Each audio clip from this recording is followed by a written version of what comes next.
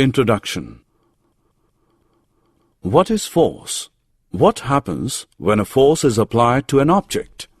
While pushing, pulling, lifting or hitting anything, we are actually changing the motion of an object.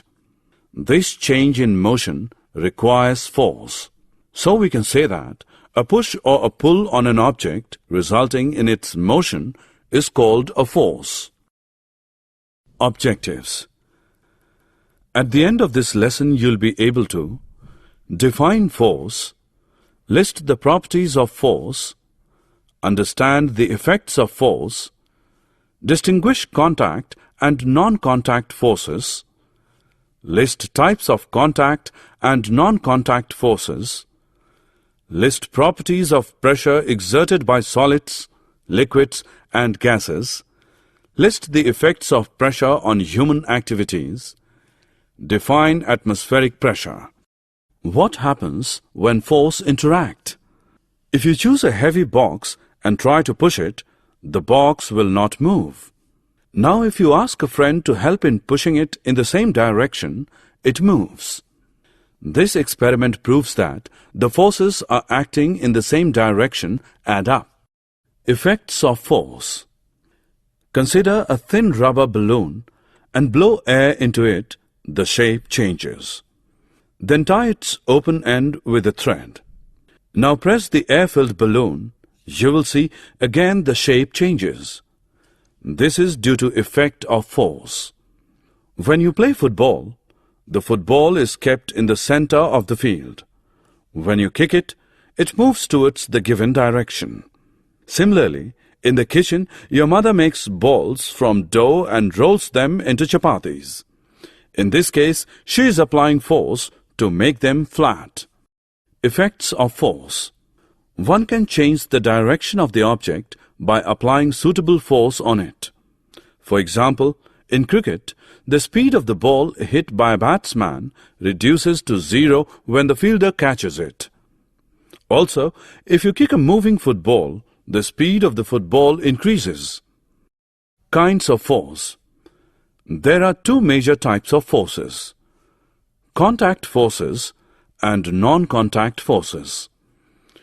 Examples of contact forces are muscular force, force of friction, etc.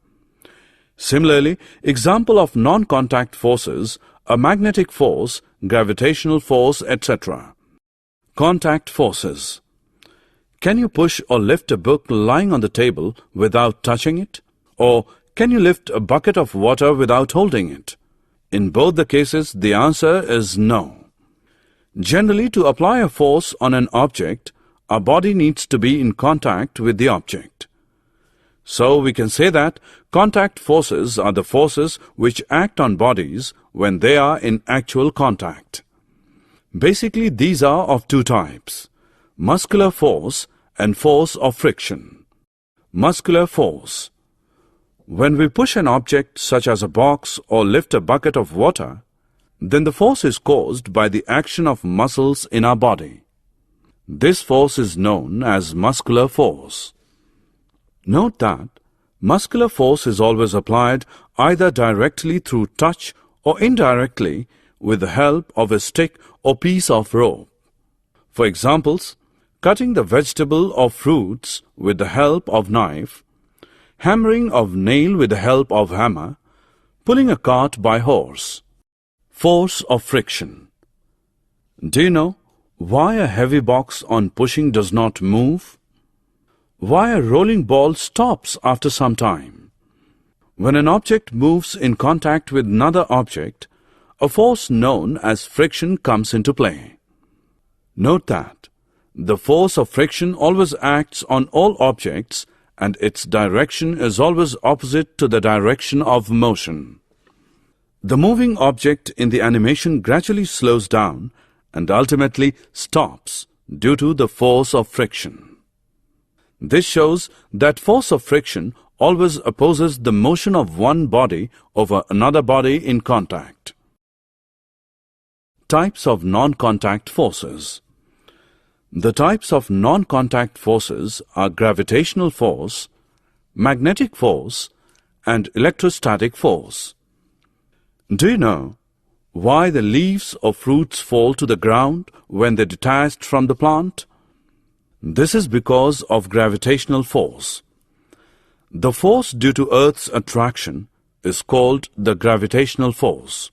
This is an example of non-contact force. Now, the force between two magnetic poles placed at a suitable distance is called the magnetic force, in which like poles repel while the unlike poles attract each other. A magnet can exert a force on another magnet without being in contact with it. So, the force exerted by a magnet is also an example of non-contact force. Do you know, when we rub a tube through dry cloth and bring it near the thread is attracted towards the tube. This is because on rubbing the tube through the dry cloth, an electrical charge is generated on the tube. This is called the electrostatic charge. This is also an example of non-contact force. Pressure. Let us perform an activity. Take 5 wooden boxes of almost the same size. Fill them with scrap iron to make them heavy. Arrange these boxes on a wooden table, placing them side by side. See the impact of the push force from these boxes on the table. You will notice that the table remains normal and it is not affected by the push force, that is, weight of boxes upon it.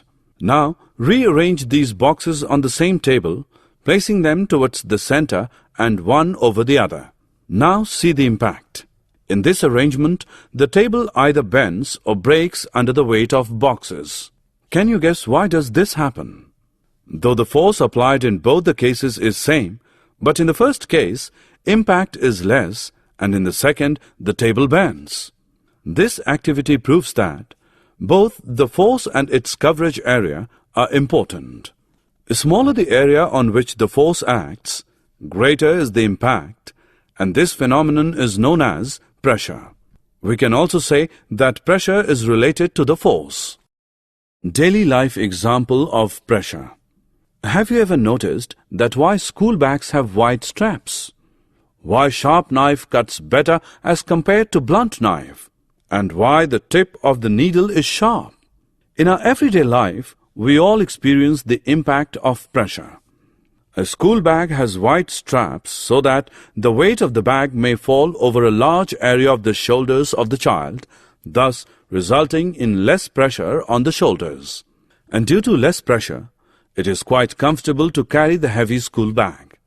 A sharp knife has a very thin edge. It cuts objects better because the area of contact is very small. The force of our hand falls over a very small area of the object, producing a large amount of pressure. And this large amount of pressure cuts the object easily. Due to its sharp tip, the needle will put the force on a very small area of the cloth, producing a large pressure sufficient to pierce the cloth being stitched. Do liquid and gases also exert pressure like solids? Do you know what happens when you blow air into a balloon? It exerts pressure in all directions. That's why the balloon increases in size and shows equal enlargement in all directions. The same is also true for the liquid. It also exerts equal pressure in all directions. When a plastic disc is submerged in water, it does not fall down. It is continuously pressed against the glass pipe by the pressure of the water. This implies that the water exerts pressure in all directions. Air and our atmosphere. We know that there is air all around us. This envelope of air around the earth is known as atmosphere. Actually, air has weight and therefore exerts pressure. The pressure of the air upon the surface of the earth is called atmospheric pressure. Note that atmospheric pressure decreases as we go up and up. On an average, the weight of air on our head is 1 kilogram per centimeter square. Daily life experience of atmospheric pressure. In our day-to-day activities, we experience various instances of atmospheric pressure. Some common examples are sipping cold drink through a straw, dipping the nozzle of the syringe in the liquid, or filling of ink in fountain pens. Do you know what happens when you sip the cold drink? The air pressure inside the straw is reduced, and the air pressure on the surface of the drink pushes the drink up into the straw to reach our mouth. In case of a syringe, the doctor dips its nozzle into the liquid and pulls the piston, thereby lowering the air pressure inside the syringe. Another example of ink-filled fountain pens that have rubber tubing, the rubber tube is pressed to push out the air from it, thus reducing air pressure inside the tube. Drag and drop the options to their right places. Summary. Let us summarize what we have learned. Force is a push or a pull resulting in motion of a body. Force can change the shape of an object, move an object from the position of rest, change the direction of a body in motion, and change the speed of the moving object. There are two kinds of force: contact force and non-contact force. Muscular force and force of friction are the examples of contact forces.